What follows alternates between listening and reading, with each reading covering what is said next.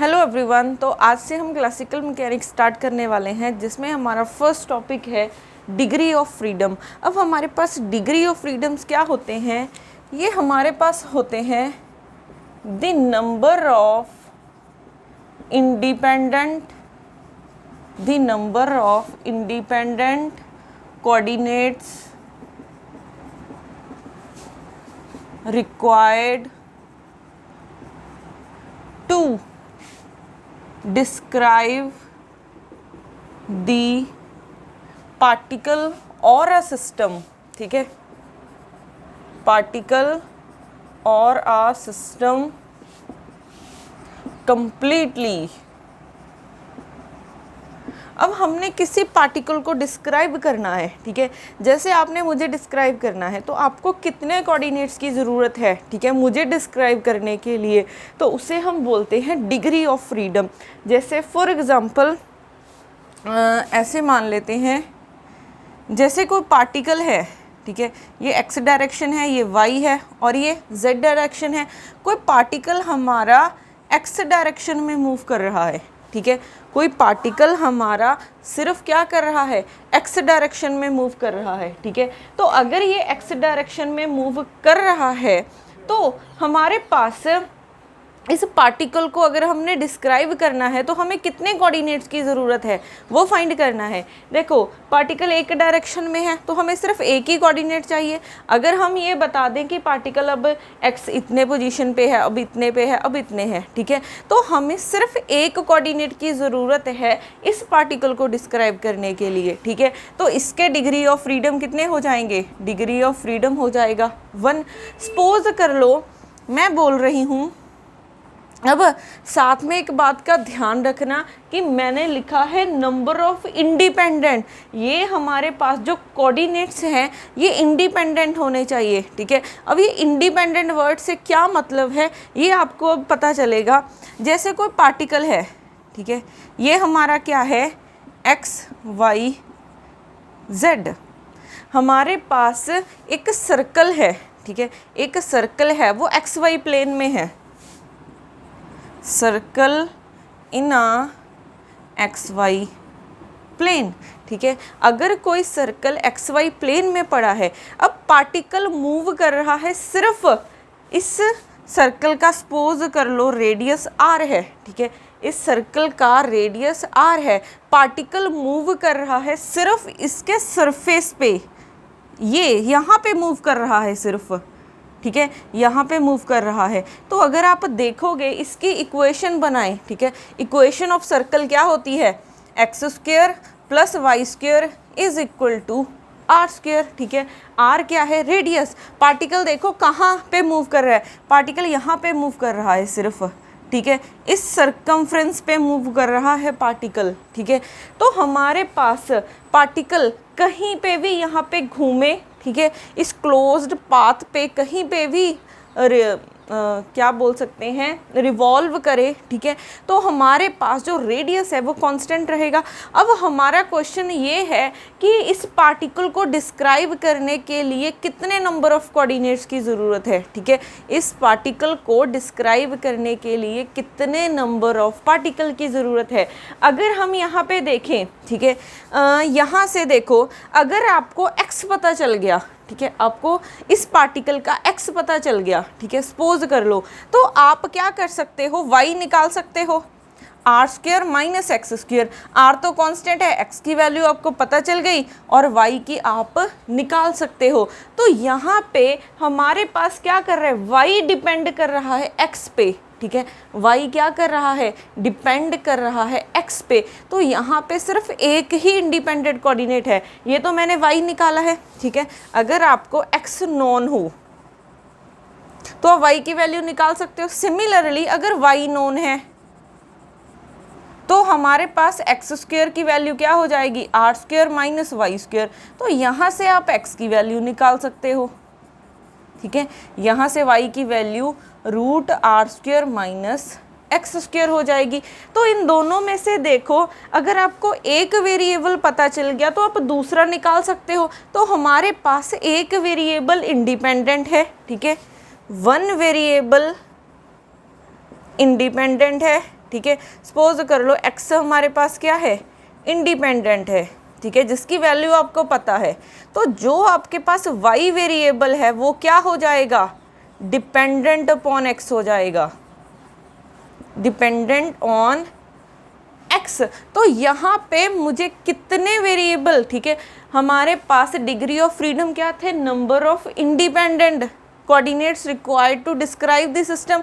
तो यहाँ पे कितने इंडिपेंडेंट कोऑर्डिनेट्स है, सिर्फ एक कोऑर्डिनेट है, तो इसकी डिग्री ऑफ फ्रीडम हमारे पास 2 होंगे, ठीक है। तो इसका ध्यान रखना है। अब मैंने सर्कल बना दिया था 2 डायमेंशन में, आपके माइंड में आया होगा कि इसकी डिग्री ऑफ फ्रीडम 2 है, क्योंकि यहाँ पे पार्टिकल 1D में था तो हमारे पास डायमेंशन 1 थी, अब डायमेंशन 2 हो गई हैं तो डिग्री ऑफ फ्रीडम 2 हो गई हैं।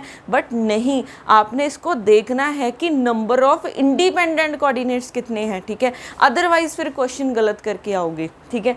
अब अगर मैं, ठीक है, यहाँ पे मैं थोड़ी सी वर्डिंग चेंज करती हूँ। अब पहले हमने क्या किया है अभी, ठीक है, किसके लिए डिग्री ऑफ, यहाँ पे मैंने डिग्री ऑफ फ्रीडम 2 लिख दिए, डिग्री ऑफ फ्रीडम 1 है, क्योंकि हमारे पास एक ही इंडिपेंडेंट कोऑर्डिनेट आया है, ठीक है, तो डिग्री ऑफ फ्रीडम क्या है, 1 है। अब ये डिग्री ऑफ फ्रीडम कब आया है, अगर पार्टिकल सिर्फ यहाँ पे मूव कर रहा है, इस सर्कमफ्रेंस पे मूव कर रहा है, ठीक है।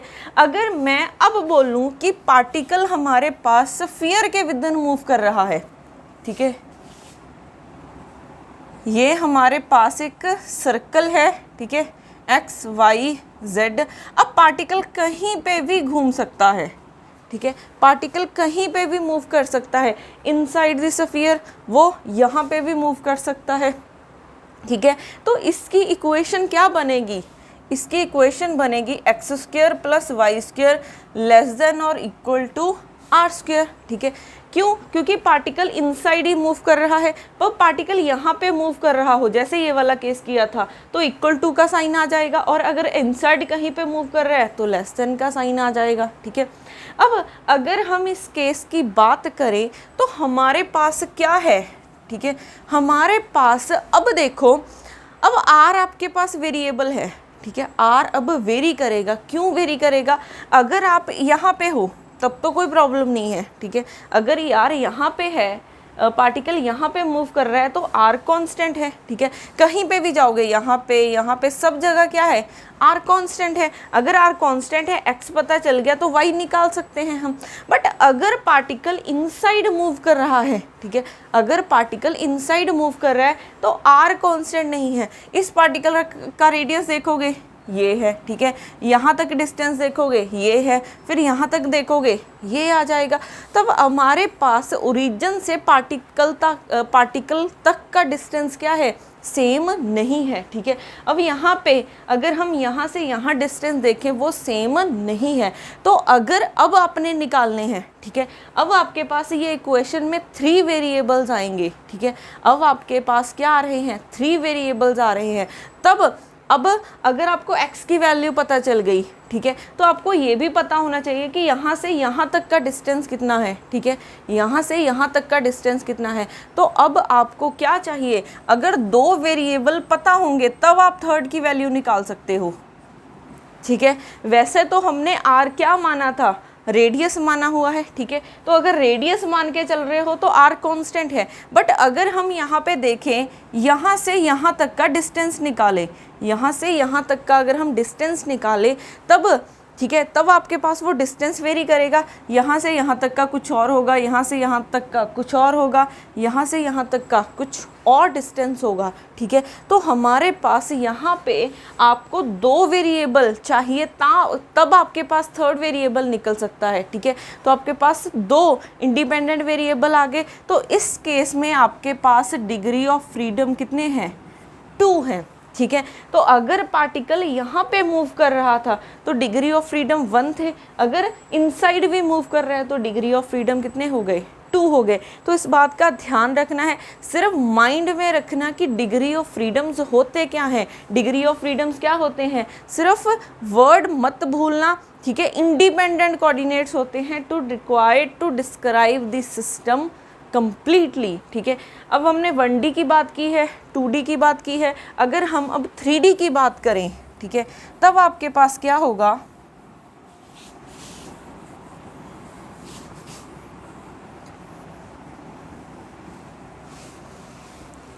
सपोज कर लो आपके पास पार्टिकल है कोई, ठीक है, अब मैं स्फीयर बना रही हूँ, ठीक है,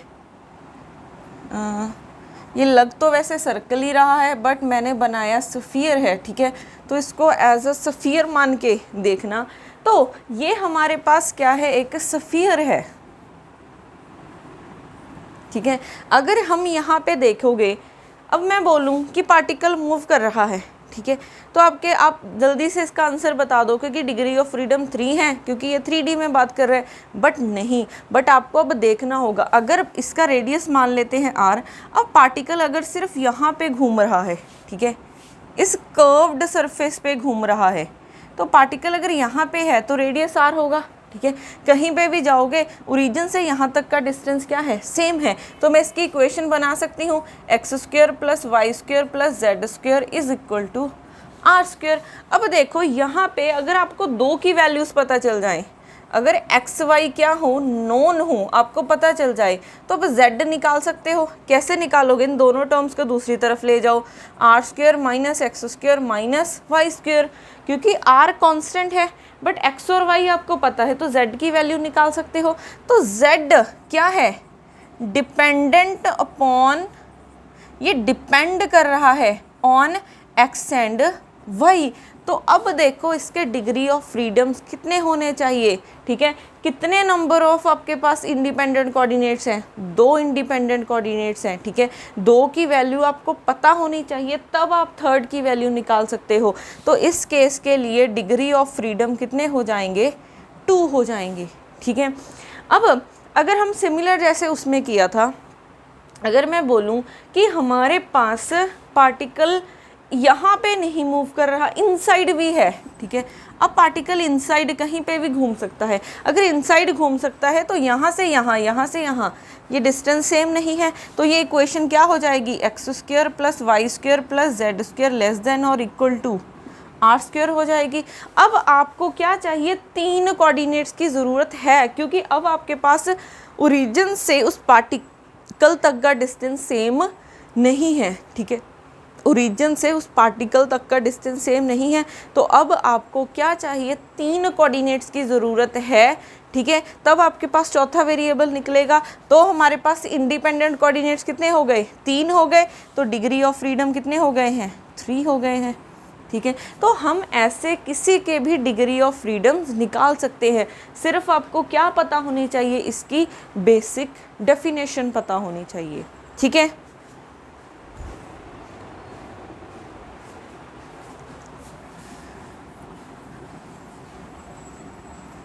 अब उसके बाद देखो नेक्स्ट है हमारे पास कंस्ट्रेंट्स।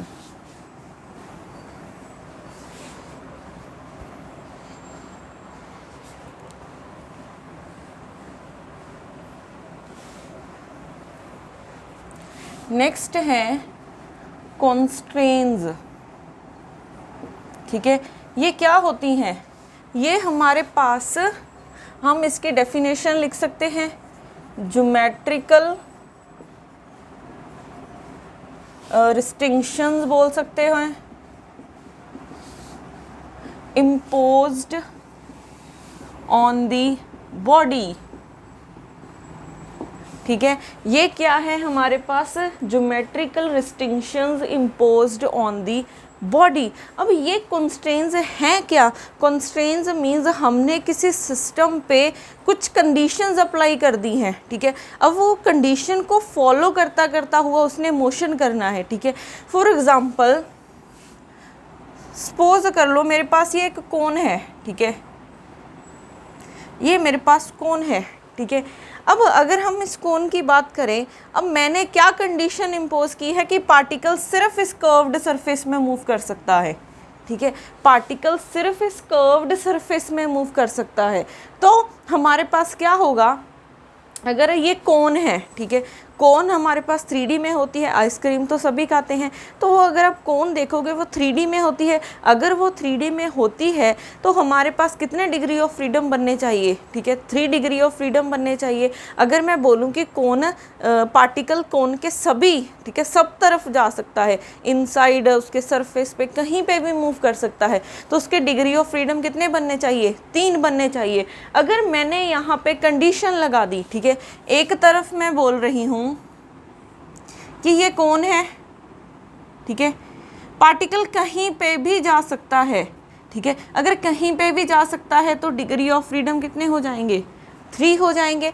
अब अगर मैं बोलूँ कि पार्टिकल सिर्फ इस कर्व्ड सरफेस में मूव करना चाहिए, ठीक है, move on only on curved surface,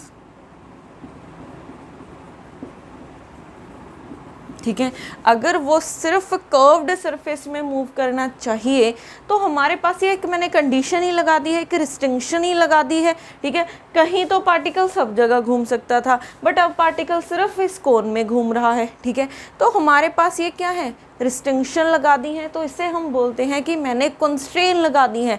अब कंस्ट्रेन लगाने से होगा क्या, ठीक है, कंस्ट्रेन लगाने से होगा क्या, अब ये क्या है, एक सर्कल ही होता है, ठीक है, कोन का अगर आप वो देखोगे कर्व्ड सरफेस वो एक सर्कल ही होता है। सर्कल की इक्वेशन क्या होगी, X square plus Y square less than और इक्वल टू आर स्क्वायर, ठीक है, वो यहाँ पे भी घूम सकता है तो आर स्क्वायर आ जाएगा, अगर इनसाइड घूम रहा है तो लेस देन वाला साइन आ जाएगा। तो ये हम कर चुके हैं, तो इसके लिए डिग्री ऑफ फ्रीडम्स कितने चाहिए, क्योंकि अब हमारे पास ओरिजिन से, ठीक है, पार्टिकल तक का डिस्टेंस सेम नहीं होगा। अगर सेम नहीं होगा तो अब हमें 2 वेरिएबल की ज़रूरत, अगर 2 वेरिएबल पता चल जाए तो थर्ड निकाल सकते हैं, ठीक है, अगर 2 वेरिएबल पता चल गए तब हम थर्ड निकाल सकते हैं। तो इंडिपेंडेंट कोऑर्डिनेट्स कितने हैं, 2 हैं, ठीक है, तो डिग्री ऑफ फ्रीडम भी कितने हो जाएंगे, 2 हो जाएंगे। कहीं तो डिग्री ऑफ फ्रीडम 3 थे, ठीक है, कहीं हमारे पास डिग्री ऑफ फ्रीडम कितने आ गए हैं, 2, तो कंस्ट्रेन लगाने से डिग्री ऑफ फ्रीडम कम हो जाते हैं। ये बहुत इंपॉर्टेंट पॉइंट है, इसको नोट कर लो कि डिग्री ऑफ फ्रीडम कंस्ट्रेंट्स लगाने से, ठीक है, कंस्ट्रेंट्स लगाने से हमारे पास डिग्री ऑफ फ्रीडम्स क्या हो जाते हैं, रिड्यूस हो जाते हैं, वो कम हो जाते हैं। अगर हमने कोई रिस्ट्रिक्शन नहीं लगाई तो डिग्री ऑफ फ्रीडम 3 आ रहे थे। अगर हमने रिस्ट्रिक्शन लगा दी कि सिर्फ इस कर्व्ड सरफेस में मूव करने चाहिए तो हमारे पास डिग्री ऑफ फ्रीडम कितने आ गए हैं, 2 आ गए हैं, ठीक है। तो हमारे पास यहाँ पे देखो, ठीक है, तो ये पॉइंट नोट कर लेना कि ये रिड्यूस हो जाएंगे। अब हमारे पास कंस्ट्रेंट्स भी, ठीक है, 4 टाइप्स की होती हैं। कंस्ट्रेंट्स हमारे पास 4 टाइप्स की होती हैं।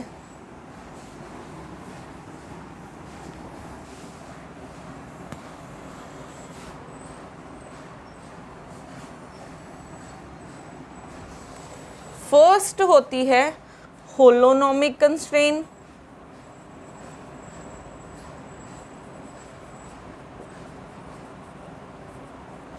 फिर उसके बाद आती है नॉन होलोनोमिक,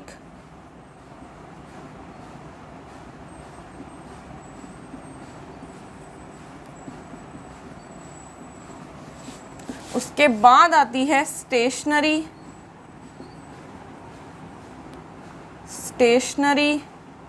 ठीक है, कंस्ट्रेन,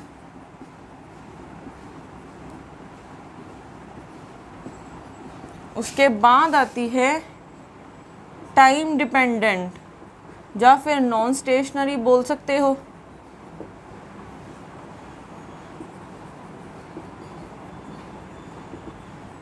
ठीक है, अब हमारे पास ये कंस्ट्रेंट्स क्या होती हैं। फर्स्ट है होलोनोमिक कंस्ट्रेंट, ठीक है, होलोनोमिक कंस्ट्रेंट्स मीन्स जो हमारे पास, ठीक है, जैसे हमने कंस्ट्रेंट लगाई थी, ठीक है, कि हमारा पार्टिकल सिर्फ इस कोन में मूव करना चाहिए, इस कर्व्ड सरफेस में मूव करना चाहिए। तो इसकी जो हमने इक्वेशन क्या लगाई थी, ठीक है, इक्वेशन क्या बनाई थी, X square plus Y square is less than R square, ठीक है। जब पार्टिकल इसमें घूमेगा तो इसी कंडीशन को सेटिस्फाई करेगा कि अगर यहाँ पे है तो आर स्क्वायर इक्वल वाला साइन आ जाएगा, अगर इनसाइड मूव कर रहा है तो लेस देन वाला साइन आ जाएगा, ठीक है। तो हमारे पास इसको हम क्या बोल सकते हैं, कंस्ट्रेन इक्वेशन, कंस्ट्रेन इक्वेशन, ठीक है। अब अगर हमारे पास कंस्ट्रेन इक्वेशन में सिर्फ पोजीशन कोऑर्डिनेट्स आ रहे हैं, ठीक है, अगर सिर्फ पोजीशन कोऑर्डिनेट्स आ रहे हैं तो हमारे पास वो कंस्ट्रेन क्या होगी, होलोनोमिक होगी, ठीक है। इसमें वेलोसिटी नहीं आनी चाहिए, वेलोसिटी कंपोनेंट नॉट प्रेजेंट,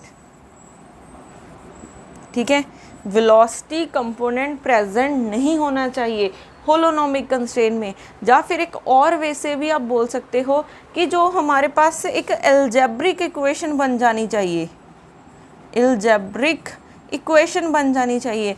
जैसे हमने बिल्कुल स्टार्टिंग में किया था कि पार्टिकल, इसका अगर सर्कल का रेडियस r है तो हमारे पास पार्टिकल यहाँ मूव कर रहा है सिर्फ, ठीक है, सिर्फ इस सर्कमफ्रेंस पे मूव कर रहा है। तो इक्वेशन क्या है, X square plus Y square is equal to R square है, ठीक है। तो हमारे पास कंडीशन क्या है कि हमने सिर्फ यहाँ पे मूव कर सकता है, इस सर्कमफ्रेंस पे मूव कर सकता है।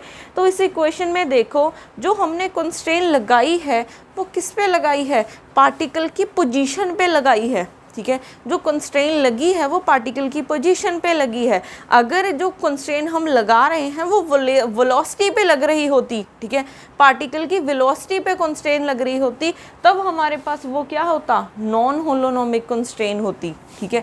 यहाँ पे वेलोसिटी प्रेजेंट होती, वेलोसिटी कंपोनेंट इज प्रेजेंट, ठीक है। और हमारे पास यहाँ पे X square plus Y square is equal to R square है, ठीक है। तो ये हमारे पास कंडीशन क्या होगी, होलोनोमिक कंस्ट्रेन होगी, ठीक है। अब एक पॉइंट और नोट कर लेना, इसमें ऑलवेज कोई भी इनइक्वालिटी नहीं आती है, ठीक है। Inequalities are not present, inequalities are not present, ठीक है। इनइक्वालिटीज प्रेजेंट नहीं होती हैं तो X square plus Y square is equal to क्या हो जाएगा, आर हो जाएगा। अगर हम बोलें कि पार्टिकल कहीं पे भी मूव कर सकता है, इस सर्कल के इनसाइड भी जा सकता है, तो इक्वेशन क्या बन जाएगी, लेस देन और इक्वल टू आर स्क्वायर। तो इसको तो हम अलजेब्रिक इक्वेशन नहीं बोल सकते हैं, ठीक है। तो कभी भी अगर इनइक्वालिटी आ जाती है तो वो किस में आ जाएगा, इसमें आ जाएगा, ठीक है, नॉन होलोनोमिक में इनइक्वालिटीज प्रेजेंट, ठीक है। तो आपको यहाँ से पता चल जाएगा, पहला पॉइंट तो यही है कि होलोनोमिक मींस एक अलजेब्रिक इक्वेशन बननी चाहिए, जो हम कंडीशंस अप्लाई कर रहे हैं वो पोजीशन पे अप्लाई कर रहे हैं, ठीक है, पार्टिकल की पोजीशन पे अप्लाई कर रहे हैं, और यहाँ पे कोई भी वेलोसिटी कंपोनेंट प्रेजेंट नहीं होता है और इनइक्वालिटीज़ प्रेजेंट नहीं होती हैं। तो इसकी एग्जांपल एक तो यही हो जाएगी। उसके बाद non holonomic constraint means velocity component present होता है, इनइक्वालिटीज़ भी प्रेजेंट होती हैं इसमें, ठीक है। अब यहाँ पे अलजेब्रिक इक्वेशन तो नहीं बन सकती, ठीक है। इसकी एग्जांपल ये हो जाएगी कि पार्टिकल इनसाइड कहीं पे भी मूव कर सकता है, इनइक्वालिटी आई है तो हमारे पास क्या होंगी, नॉन होलोनोमिक कंस्ट्रेन होगी, ठीक है। इसकी और एग्जांपल है जैसे सिंपल हार्मोनिक ऑसिलेटर या फिर सिंपल पेंडुलम की बात करें हम, ठीक है। अगर हम क्या बात करें सिंपल पेंडुलम की, तो सिंपल पेंडुलम कुछ ऐसा ही होता है, ठीक है। ये इसकी लेंथ है, पहले पार्टिकल यहाँ पे था, ये ऐसे लटक रही थी, ठीक है, पहले यहाँ पे थी बॉब, फिर मैंने क्या किया, इसको यहाँ पे डिस्प्लेस कर दिया, कितना एंगल हुआ, थीटा एंगल से, ठीक है। इसकी लेंथ चेंज नहीं होगी, तो पार्टिकल का सिर्फ क्या चेंज हो रहा है, सिर्फ एंगल चेंज हो रहा है, ठीक है। ये एंगल क्या है, अगर हम एंगुलर मोशन में बात करते हैं तो डिस्प्लेसमेंट को हम एंगल बोल देते हैं। अगर लीनियर में है तो वो डिस्प्लेसमेंट ही होता है। अगर हम एंगुलर मोशन कर रहे हैं तो हमारे पास डिस्प्लेसमेंट को हम एंगल से डिनोट कर देते हैं, ठीक है। तो यहाँ पे हमारे पास क्या है, ठीक है, सिर्फ थीटा वेरी कर रहा है, कोई वेलोसिटी के साथ तो रिलेशन नहीं है, ठीक है, कोई वेलोसिटी पे तो हमने कंडीशन अप्लाई नहीं की है, सिर्फ किस पे है कंस्ट्रेन, सिर्फ इस थीटा पे कंस्ट्रेन है, ठीक है। तो यहाँ पे जो सिंपल पेंडुलम है वो क्या हो जाएगा, हमारे पास एक होलोनोमिक की कंडीशन हो जाएगी।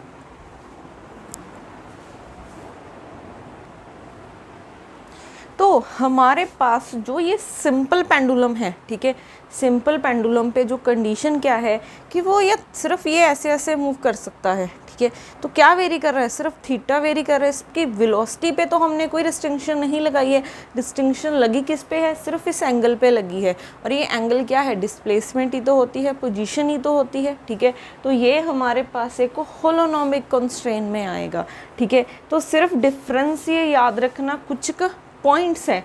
अब उसके बाद है हमारे पास स्टेशनरी कंस्ट्रेन क्या होते हैं, और टाइम डिपेंडेंट या फिर नॉन स्टेशनरी कंस्ट्रेंट्स हमारे पास क्या होती हैं।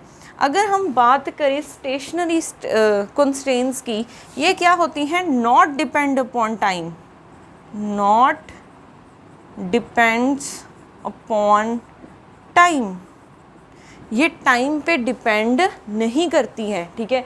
फॉर एग्ज़ाम्पल जैसे आप यही हो, ठीक है, क्या ये टाइम पे डिपेंड कर रहा है सिंपल पेंडुलम, कहीं पे भी इसकी इक्वेशन में, ठीक है, टाइम वाला कुछ फैक्टर आएगा नहीं आएगा, ठीक है। ये सिर्फ क्या डिपेंड कर रहा है, थीटा पे डिपेंड कर रहा है, ठीक है, कि थीटा कम ज़्यादा हो रहा है उसकी वजह से इसका मोशन हो रहा है। तो इसमें कहीं पे भी टाइम का, ठीक है, कोई भी फैक्टर नहीं आ रहा। तो ये हमारे पास क्या है, एक time dependent time independent constraint है। तो ये हमारे पास क्या है, स्टेशनरी कंस्ट्रेन की एग्जांपल हो जाएगी, ठीक है। Time dependent means time present है, ठीक है, इट डिपेंड्स अपॉन टाइम। तो ये हमारे पास क्या है, टाइम पे डिपेंड करेगा और ये टाइम पे डिपेंड नहीं करेगा। फॉर एग्जांपल जैसे कोई पार्टिकल है, ठीक है, वो मूव कर रहा है, ठीक है, कोई पार्टिकल हमारे पास मूव कर रहा है, अगर हम उसकी मोशन को देखें, पार्टिकल कहीं पे भी जा सकता है, ठीक है, उसका टाइम के साथ तो कोई रिलेशन नहीं है। अगर हम इसकी इक्वेशन लिखें x² + y² <= r², क्या यहाँ पे जो पोजीशंस हैं वो टाइम पे डिपेंड करेंगी, नहीं करेंगी। तो ये भी क्या है, हमारे पास स्टेशनरी कंस्ट्रेंट है। अगर मैं बोलूँ कि हमारे पास, ठीक है, जो रेडियस है, radius of the sphere is बोल सकते हो is changing with rate beta, ठीक है, जो रेडियस है स्फीयर का या फिर सर्कल का, अगर वो बीटा, ठीक है, रेट बीटा से चेंज हो रहा है, ठीक है, मींस आर हमारा चेंज, और रेट का मतलब ही टाइम आ जाना है कि जो वेरिएशन है वो टाइम के साथ हो रही है, रेडियस उसका टाइम के साथ क्या हो रहा है, चेंज हो रहा है। तो ये हमारे पास क्या है, टाइम डिपेंडेंट कंस्ट्रेंट हो जाएगी, ठीक है। अगर मैं यहाँ पे ऐसा कुछ लिख देती, क्योंकि अब हमारा रेडियस क्या है, टाइम पे डिपेंड कर रहा है, ठीक है, पहले तो ये कांस्टेंट था। अगर रेडियस हमारा टाइम पे डिपेंड कर रहा है तो हमारे पास ये आ जाएगा। तो इक्वेशन में टाइम दिख रहा है, अगर दिख रहा है तो वो कौन सी कंस्ट्रेंट है, टाइम डिपेंडेंट कंस्ट्रेंट है, ठीक है। अब हम इसकी और एग्जांपल्स करते हैं। जैसे हमारे पास अगर हम बात करें, एक ये इंक्लाइंड प्लेन है, ठीक है, इंक्लाइंड मीन्स कितना एंगल बना रहा है, थीटा एंगल बना रहा है। अगर ये एक इंक्लाइंड प्लेन है, कोई बॉक्स है, ठीक है, ये कोई बॉक्स है जिसका मास m है, ठीक है, मैंने यहाँ से छोड़ दिया, ठीक है, अगर मैंने यहाँ से छोड़ दिया, ये क्या है, जो प्लेन है ये बिल्कुल फ्लैट है, ठीक है, बिल्कुल फ्लैट है, ये पार्टिकल यहाँ से स्लिप करता हुआ आ सकता है, ठीक है। तो हमारे पास ये पार्टिकल क्या है, स्लिप करता हुआ नीचे आ सकता है, ठीक है। तो हमारे पास जो ये पार्टिकल यहाँ से छोड़ दिया, ये किस चीज़ पे डिपेंड कर रहा है, ठीक है, ये हमारे पास किस चीज़ पे डिपेंड कर रहा है, ये डिपेंड कर रहा है कि ये सरफेस कौन सा है, ये क्या है, स्लाइडिंग सरफेस है, ठीक है, यहाँ से वे स्लाइड करता हुआ आ सकता है, ठीक है। ये स्लाइडिंग किस पे डिपेंड करेगी, इस थीटा पे डिपेंड करेगी। ये स्लाइडिंग हमारे पास थीटा पे डिपेंड करेगी, क्योंकि जो सरफेस है वो बिल्कुल फ्लैट है, ठीक है, बिल्कुल प्लेन सरफेस है। जैसे हमारे घर का फर्श होता है ना, बिल्कुल साफ, ठीक है, प्लेन, वैसे ये है। तो अगर आप इसको यहाँ से छोड़ोगे तो वो अपने आप यहाँ पे नीचे आ जाएगा। क्यों नीचे आ रहा है, एक तो सरफेस फ्लैट है, एक ऊपर से ये थीटा पे डिपेंड कर रहा है, ठीक है। जितना थीटा ज़्यादा होगा उतना वो ज़्यादा छेती आएगा नीचे, अगर जितना थीटा कम होगा उतना वो स्लोली नीचे आएगा। तो यहाँ पे क्या कोई कंस्ट्रेन इक्वेशन में जब हमने लगाई, क्या कहीं पे भी टाइम का कोई वो आ रहा है, फैक्टर आ रहा है, नहीं आ रहा, तो ये एक स्टेशनरी है, ठीक है। अब यहाँ पे सिर्फ पोजीशन पे कंस्ट्रेन लग रही है, ठीक है, क्योंकि थीटा एक पोजीशन कोऑर्डिनेट है। तो अगर थीटा एक पोजीशन कोऑर्डिनेट, क्योंकि ये डिस्प्लेसमेंट ही तो है, तो हमारे पास ये क्या है, ये कौन सी कंस्ट्रेन होती है, होलोनोमिक कंस्ट्रेन होती है, ठीक है। ये एक होलोनोमिक कंस्ट्रेन होगी। अब ये कब है, जब हमारे पास, मैं बोल रही हूँ, सरफेस ये स्लिप करता हुआ आ रहा है, ठीक है, विद स्लिपिंग आएगा पार्टिकल। अगर पार्टिकल विद स्लिपिंग आएगा, विद स्लिपिंग, अब अगर मैं आपको बोलूँ कि ये सरफेस प्लेन नहीं है, ठीक है, ये सरफेस रफ है आपके पास, ठीक है, अगर आपके पास जो ये सरफेस है, ठीक है, ये रफ सरफेस है, अगर रफ सरफेस है तो पार्टिकल ऐसा तो नहीं है, क्योंकि यहाँ पे है तो ये इंक्लाइंड प्लेन ही, बट अब ये रफ सरफेस है तो पार्टिकल सीधा नीचे नहीं आ सकता। वो डिपेंड करेगा कि आपका सरफेस कैसा है, ठीक है। वो कहीं वेलोसिटी, अगर यहाँ पे कुछ ऐसा आ जाए, ठीक है, कोई आपके पास थोड़ा सा ऊपर नीचे कुछ आ जाए, ठीक है, तो हमारे पास ये यहाँ पे रुकेगा, फिर आगे जाएगा इस एंगल की वजह से। तो यहाँ पे कभी वेलोसिटी कम होगी, कभी ज़्यादा होगी, बट यहाँ पे तो सरफेस की वजह से कोई प्रॉब्लम नहीं आ रही थी, तो वो सीधा नीचे आ रहा था इस एंगल की वजह से। बट यहाँ पे अब सरफेस रफ है तो उसकी वजह से वो ऊंचाई हो सकती है, ढलान हो सकती है कहीं, ठीक है। तो हमारे पास अब ये क्या कर रहा है, सिर्फ पोजीशन पे डिपेंड नहीं कर रहा, क्या किस पे डिपेंड करेगा, वेलोसिटी पे भी डिपेंड करेगा। वेलोसिटी पे क्यों डिपेंड करेगा, क्योंकि अब इसकी वेलोसिटी कांस्टेंट नहीं होगी। यहाँ पे तो वेलोसिटी कांस्टेंट होगी क्योंकि सरफेस फ्लैट था। अब अगर सरफेस रफ है तो कहीं पे ज़्यादा हो सकती है, कहीं पे कम हो सकती है। तो ये वाली कंस्ट्रेन हमारी क्या होगी, नॉन होलोनोमिक कंस्ट्रेन होगी, क्योंकि यहाँ पे वेलोसिटी का, ठीक है, वेलोसिटी पे भी डिपेंड कर रहा है, ठीक है। तो अगर वेलोसिटी पे डिपेंड करेगा तो वो क्या हो जाएगी, नॉन होलोनोमिक कंस्ट्रेन हो जाएगी, ठीक है। तो हमारे पास ये कंस्ट्रेन की कुछ टाइप्स थी। अब हमें पता है कि कंस्ट्रेन लगाने से क्या हो जाता है, डिग्री ऑफ फ्रीडम्स कम हो जाती हैं, ठीक है। कंस्ट्रेन लगाने से डिग्री ऑफ फ्रीडम्स कम हो जाते हैं, ठीक है। तो कितने कम होते हैं उसका हमने एक जनरलाइज फॉर्मूला बनाया है।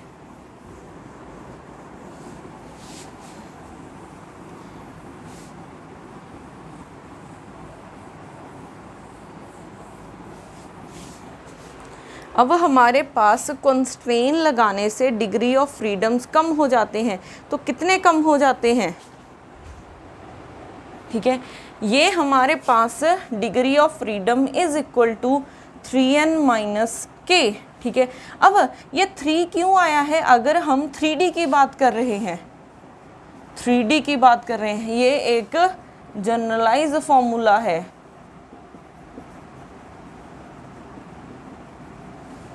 अगर आप 3D में देख रहे हो तो ये होंगे 3n - k। अगर हम बात कर रहे हैं 2 डायमेंशनल की तो 2n - k हो जाएगा, ये 2D में। अगर आप 1D में बात करोगे तो n minus means 1n - k हो जाएगा। और यहाँ पे n क्या है, नंबर ऑफ पार्टिकल्स, और k क्या है, नंबर ऑफ कंस्ट्रेंट्स,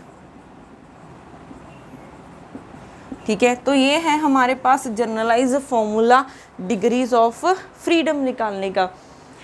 जैसे हमारे पास हम बात करें डायटोमिक मॉलिक्यूल है, ठीक है। अच्छा, सबसे पहले हम अगर मोनोटॉमिक की बात करें, ठीक है। अगर हम मोनोटॉमिक की बात करें मीन्स एक ही पार्टिकल है, ठीक है। आप इसको 1D में भी देख सकते हो, 2D में भी देख सकते हो, 3D में भी देख सकते हो, ठीक है। ये तो आपकी मर्जी है कि आप 1D में देख रहे हो, 2D में देख रहे हो या फिर 3D में देख रहे हो। फॉर एग्जांपल अगर आप इसको 3D में देख रहे हो, ठीक है, अगर आप इसको 3D में देख रहे हो तो आपके पास यहाँ पे डायमेंशन कितनी है 3, तो आप कौन सा फॉर्मूला यूज़ करोगे, ये वाला, डिग्री ऑफ फ्रीडम, ठीक है, 3n माइनस k वाला। मोनोटॉमिक मीन्स n 1 हो जाएगा, ठीक है, 3 1 माइनस k। अब क्या यहाँ पे हमने कोई कंस्ट्रेंट लगाई है, पार्टिकल कहीं पे भी घूम सकता है, ठीक है, पार्टिकल 3D में कहीं पे भी घूम सकता है, तो हमने कोई भी कंस्ट्रेंट नहीं लगाई है, तो k की वैल्यू क्या हो जाएगी, 0 हो जाएगी। तो डिग्रीज ऑफ फ्रीडम कितनी हो जाएंगी, 3 हो जाएंगी, ठीक है, 3 माइनस 0 3 हो जाएंगी, ठीक है। अब इसी का दो हमारे पास मोनोटॉमिक है, ठीक है, ये भी एक मोनोटॉमिक है, ये भी एक मोनोटॉमिक है, तो हमने डिग्री ऑफ फ्रीडम निकाले हैं। डिग्री ऑफ फ्रीडम कितने हैं, इसके भी तीन आएंगे, इसके भी 3 आएंगे, ठीक है। फॉर एग्जांपल आप जैसे ये भी एक ऑक्सीजन मॉलिक्यूल है, ये भी एक ऑक्सीजन मॉलिक्यूल है, ठीक है। अगर मैं दोनों को कंबाइन कर दूं, ठीक है, ऑक्सीजन ना मान के इससे हम क्या मान सकते हो, हाइड्रोजन मानते हैं, ठीक है, हाइड्रोजन मानते हैं। ये एक हाइड्रोजन मॉलिक्यूल है, ये इसके डिग्री ऑफ फ्रीडम कितने हैं 3, और ये एक हाइड्रोजन मॉलिक्यूल है, इसके डिग्री ऑफ फ्रीडम कितने हैं 3। अब मैंने क्या किया, इनको कनेक्ट कर दिया बाय अ कोवेलेंट बॉन्ड। तो अब मैंने क्या किया है, इनको एक कोवेलेंट बॉन्ड के साथ कनेक्ट कर दिया। अगर कनेक्ट कर दिया तो अब यहाँ पे क्या होगा, ठीक है, अब हमारे पास यहाँ पे क्या होगा, तो अब यहाँ पे नंबर ऑफ पार्टिकल्स कितने हैं 2, ठीक है। अब कितने बॉन्ड बना रहा है ये, ठीक है, कंस्ट्रेंट कितनी लग रही है, कंस्ट्रेंट चाहे यहाँ पे डबल बॉन्ड बने चाहे यहाँ पे ट्रिपल बॉन्ड बने, आपने उसको एक ही कंसीडर करना है, ठीक है, कि एक कंस्ट्रेंट लग रही है। तो आपके पास कितना हो जाएगा, k की वैल्यू 1 हो जाएगी, क्योंकि हमने एक कंस्ट्रेंट लगाई है। तो अगर एक कंस्ट्रेंट लगाई है, डिग्री ऑफ फ्रीडम कितने हो जाएंगे 3 2 माइनस 1, तो ये 6 माइनस 1 ये हो जाएंगे 5, ठीक है। अब देखो अगर ये अलग अलग थे, ठीक है, अलग अलग थे, इसके डिग्री ऑफ फ्रीडम 3 थे, इसके भी 3 थे, तो टोटल कितने हो गए, टोटल हो गए 3 + 3, टोटल हो गए 3 + 3 6 हो गए। अगर हमने इसको कनेक्ट कर दिया मीन्स कंस्ट्रेंट लगा दी, तो आपके पास डिग्री ऑफ फ्रीडम कितने रह गए 5 रह गए। तो हमारे पास कंस्ट्रेंट लगाने से डिग्री ऑफ फ्रीडम क्या हो जाते हैं, कम हो जाते हैं, ठीक है। तो इसका ध्यान रखना। जैसे आपके पास ये मॉलिक्यूल है, ठीक है, O3 ओजोन, कितने बॉन्ड बना रहा है 3 बॉन्ड बनाए, चाहे वो डबल बॉन्ड चाहे यहाँ पे ट्रिपल बॉन्ड बनाए, बट आपने इसको एक ही काउंट करना है, इसका ध्यान रखना। तो आपके पास कंस्ट्रेंट कितनी हो जाएंगी 3 हो जाएंगी। तो ऐसे हम किसी के भी डिग्री ऑफ फ्रीडम्स निकाल सकते हैं। जैसे एक गेट के पेपर में क्वेश्चन आया हुआ था, मे बी 2019 में आया हुआ था, कि आपके पास एक साइन वेव है, ठीक है, आपके पास एक साइन वेव है,